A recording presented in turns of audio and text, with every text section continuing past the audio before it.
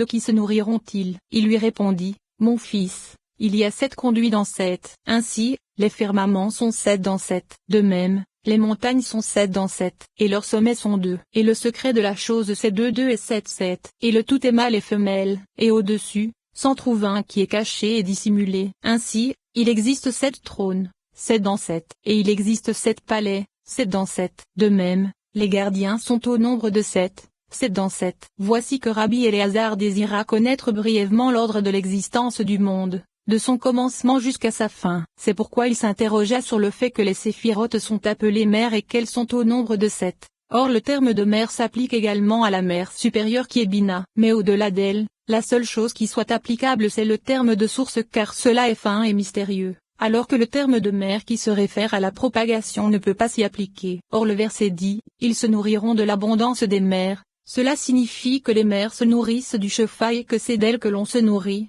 car elles sont elles-mêmes des sources de shepha. Et le mot nourriture ne leur est pas attribué, c'est pourquoi le Rashbi, qu'il repose en paix, a dit qu'il existe cette mer supérieure et cette mer inférieure, et que les inférieurs se nourrissent des supérieurs. Et il n'y a aucun doute sur le fait que les supérieurs sont l'essence de Bina, c'est-à-dire de la mer supérieure qui en contient 7. Et que les 7 inférieures se nourrissent d'elles. Ou bien nous expliquerons que les séphirotes elles-mêmes sont les 7 mers supérieures, et que les 7 séphirotes se trouvant dans Malkout sont les 7 mers inférieures, les supérieures étant des conduits situés dans les inférieures comme il est dit, 7 conduits dans 7, ce qui est indiqué par le verset 7, et 7 conduits pour les lampes qui se trouvaient à son sommet. Et ceci s'applique également au terme de firmament vis-à-vis de Tiferet, ainsi qu'au terme de terre vis-à-vis de Malkout. Et nous en avons à chaque fois 7 dans 7, comme nous l'avons expliqué. Ensuite, il est dit que c'est selon l'organisation des séphirotes que se fait celle de Beria qui est le trône de gloire, comme nous l'avons expliqué dans le 3e chapitre de la section sur la Tsilut,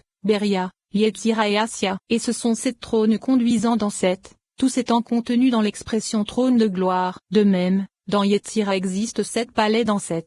C'est-à-dire qu'il y en a 7 dans les 7 comme nous l'avons expliqué car les uns sont des ruotes pour les autres, les uns se nourrissant des autres comme cela est expliqué dans le chapitre précédent. Et il est également dit qu'il en est de même pour Assia car les gardiens sont au nombre de 7, 7 dans 7 comme nous l'avons expliqué dans la section sur la Tsilut, Beria, Yetzira et Assia. De plus, le Rashbi, qu'il repose en paix, a expliqué à ce propos que c'est à partir de que se nourrissent les 7 planètes. Voici ce qu'il a dit à propos du palais de la blancheur du saphir qui est le premier palais. Au-dessous de ce palais, les légions se propagent dans toutes les directions des firmaments inférieurs, jusqu'à arriver à la planète Saturne. Et tous regardent vers ce palais car c'est de là que tous ceux qui se trouvent dans ce palais se nourrissent. Et à propos du palais sur la substance des cieux, il a dit, et ainsi, de nombreuses légions et de nombreuses troupes descendent et se mêlent aux inférieurs jusqu'à atteindre la planète Jupiter car c'est là que se trouvent de nombreux gardiens veillant sur le monde. Et à propos du palais de la clarté, il a dit, c'est des 4 côtés de cet endroit que dépendent 600 000 myriades de protecteurs d'or situés dans toutes les directions. Et ainsi,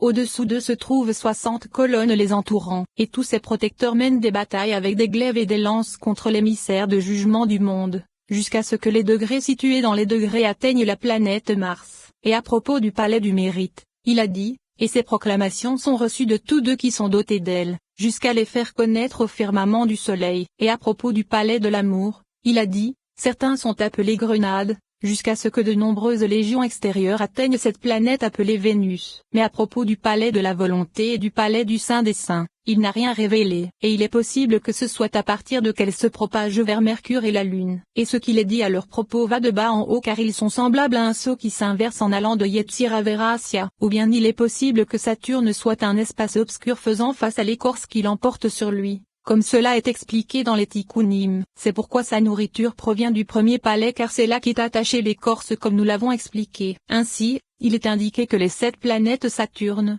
Jupiter, Mars, le Soleil, Vénus, Mercure, et la Lune se nourrissent des palais en fonction de l'organisation des degrés qui descendent les uns des autres jusqu'aux planètes. Et vis-à-vis de leur sphère, il est indiqué dans ce commentaire que la seule différence existante c'est le fait que les uns appartiennent à Yetzira et les autres à Assia. Ceci signifie que l'ordre de la nourriture de Yetzira provient d'Assia. Et ce qu'il est écrit dans la Paracha Pécoudé et dans la Paracha Bereshit c'est que c'est la perfection de ce qu'il est reçu pour unir ses palais. Et ce sont cette jeune fille qu'il est approprié de lui donner. Et il n'y a là rien de surprenant car au contraire c'est de là que provient la preuve du mérite de la source. ce que nous avons expliqué à propos de Yetzira dans la section sur l'Atsilut, Beria, Yetzira et Asya, et nous avons dit qu'Yetzira ne correspond qu'aux 10 degrés angéliques contenus dans le nom Métatron lors des 6 jours profanes. En vérité, les 10 séphirotes de Yetzira sont les branches des séphirotes qui se propagent avec la Shekinah et qui sont appelées Yetzira. C'est pourquoi il est nécessaire d'avoir une union afin d'unir les branches à leur source, et c'est pourquoi toute l'essence des palais ne s'unit que par la lumière pure qui se trouve dans chacun d'eux, et c'est parce qu'ils sont des branches qui se propagent dans Métatron appelé jeune homme que ces branches sont appelées jeunes filles. Et ce sont les 7 jeunes filles qu'il est approprié de lui donner dans la maison du roi car elles se propagent depuis les séphirotes supérieures avec la Shekinah, vers l'intérieur du jeune homme, et c'est là qu'elles se revêtent. Et alors, la Shekinah est également appelée jeune fille, et elle est parfois désignée sans et par le secret de Nahar. Ainsi, il est dit, ta jeunesse est renouvelée comme l'aigle, comme cela a été expliqué. Ces sujets ont été expliqués en de nombreux endroits du Zohar, et puisque les branches qui se propagent sont contenues dans les 6 jours profanes, comme cela est indiqué dans les Tikkunim, ainsi le jour du Shabbat qui correspond à Malkout ne possède aucun palais car le palais de la blancheur du saphir correspond à Yesod. Ainsi, Yesod ne peut exister sans Shekinah car elle ne se sépare pas, et c'est le Hé du 6e jour qui correspond à Yesod et Malkout réunis. C'est pourquoi dans le palais de la blancheur du saphir sont contenus le mâle et la femelle, le saphir pour le mâle et la blancheur pour la femelle, comme cela a été expliqué dans le premier chapitre. Et le palais de la substance des cieux correspond à Od, le palais de la clarté à Netza, le palais du mérite à Gebura, le palais de l'amour à Ezed, et le palais de la volonté à Tiferet car il est le plus élevé de tous et se trouve être le 7e, comme nous l'avons expliqué dans la section sur l'ordre de l'Atsilut.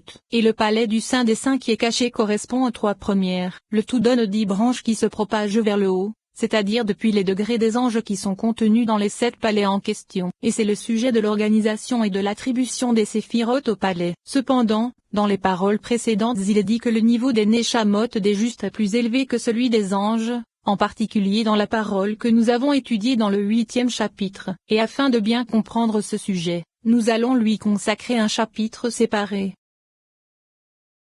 Chapitre 10.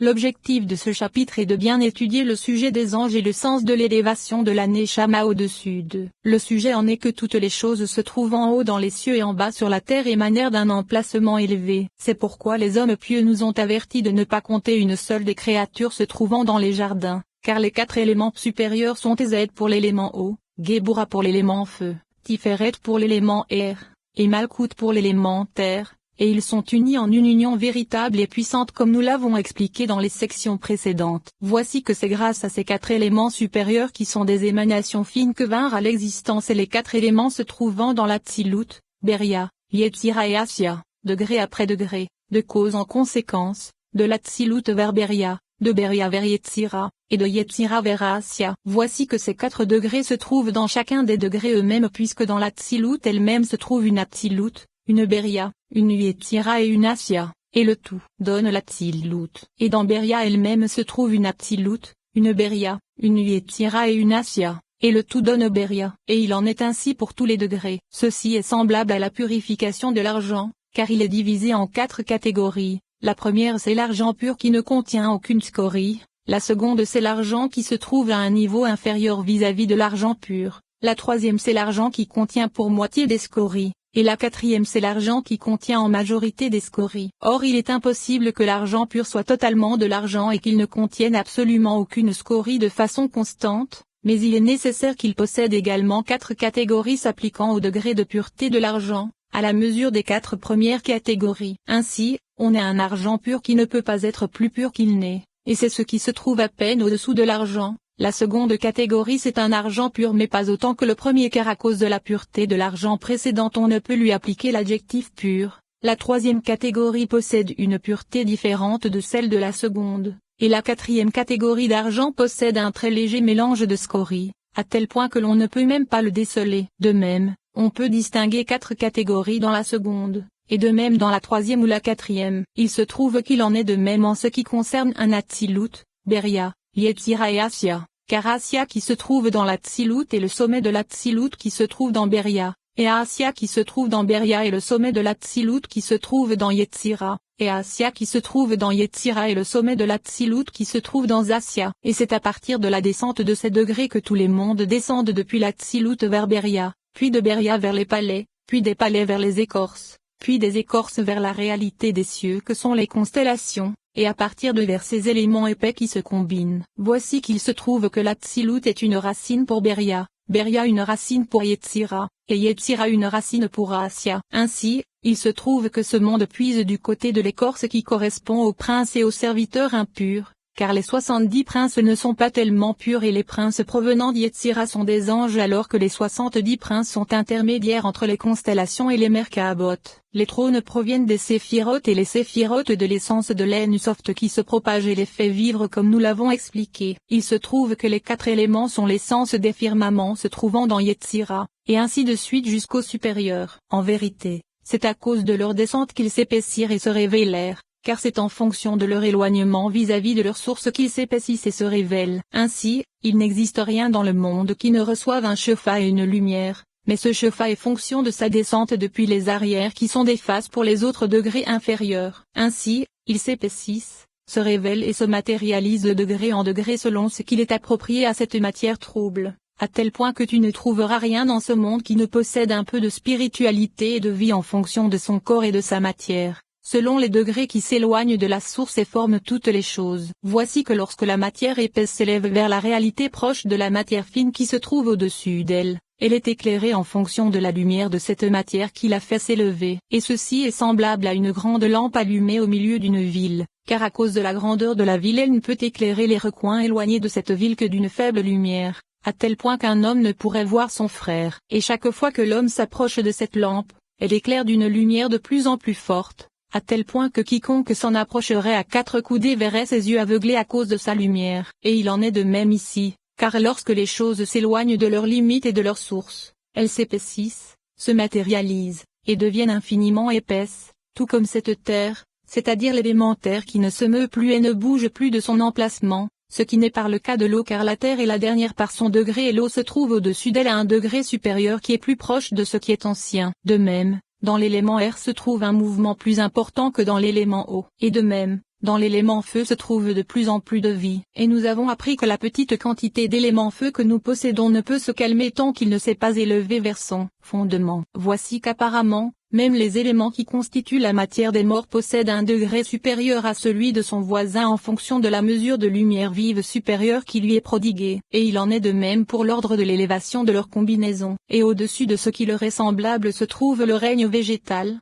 puis au-dessus du règne végétal se trouvent les êtres vivants. Et au-dessus des êtres vivants se trouve celui qui peut parler, et à partir de cela nous pourrons comprendre la présence du nefesh dans les animaux et les autres êtres vivants, car lorsque cette matière se rassemble et se combine à partir des 4 éléments pour qu'un animal ou une créature vienne à l'existence, c'est selon ce que les éléments ont pris comme forme en tenant compte du niveau de son degré et selon leur proximité avec la lumière vitale qui est prodiguée. Et c'est dans cette lumière qui est prodiguée que se trouve leur neshama. En vérité, il existe un nefesh vital mais il est plus correct de dire que ce n'est pas tout le principe du nefesh qui se trouve en lui car lorsque l'animal meurt et disparaît, il retourne vers ses éléments et s'éloigne de la lumière car il ne possède aucun nefesh, ruach ou neshama qui puisse s'élever ou descendre, et il n'était que semblable à une mouche qui vole dans l'air et qui, lorsqu'elle s'approche d'une lampe allumée, est éclairée par la lumière et se trouve désignée par le terme de bête. Mais lorsqu'elle s'en éloigne dans un recoin de la ville la lumière disparaît à cause de son éloignement et meurt car elle n'a aucun moyen de revenir vers sa source. Et il n'y a pas de meilleure réponse que ce que les sages, qu'ils reposent en paix, ont dit, qui peut savoir si le souffle des fils de l'homme et le souffle de l'animal descend vers la terre, car ceci constitue au contraire un argument à cela puisque c'est par le secret de la réincarnation que l'on s'élève. En vérité, lorsque ceci ne s'applique pas, on descend et on retourne vers l'élémentaire. Et on dit que l'on descend vers la terre en s'éloignant de la source et en retournant vers ses éléments, et le souffle vital retourne vers son élément, le feu vers son élément et l'air vers son élément. Et grâce à cela, on comprendra ce qu'il est dit dans le traité Sanhédrin. Rabba créa un homme qu'il envoya vers Rabbi Zira. Celui-ci lui parla mais ne reçut pas de réponse. Alors il lui dit, « Tu viens d'un magicien, retourne à ta terre. » Il est dit ici que Rabba fit cela grâce au Sefer Yetzira. Et ceci est difficile, car il lui vint à l'esprit qu'il pourrait faire descendre une neshama, un nefesh et un ruach dans ce corps, mais ceci est étrange car comment un homme pourrait faire descendre une neshama sur une nouvelle créature, même si sa création dépend de la force des lettres de l'alphabet comme nous l'avons expliqué dans le 10e chapitre de la section sur les particularités des noms. Et si l'Éternel créait une créature, quelle serait sa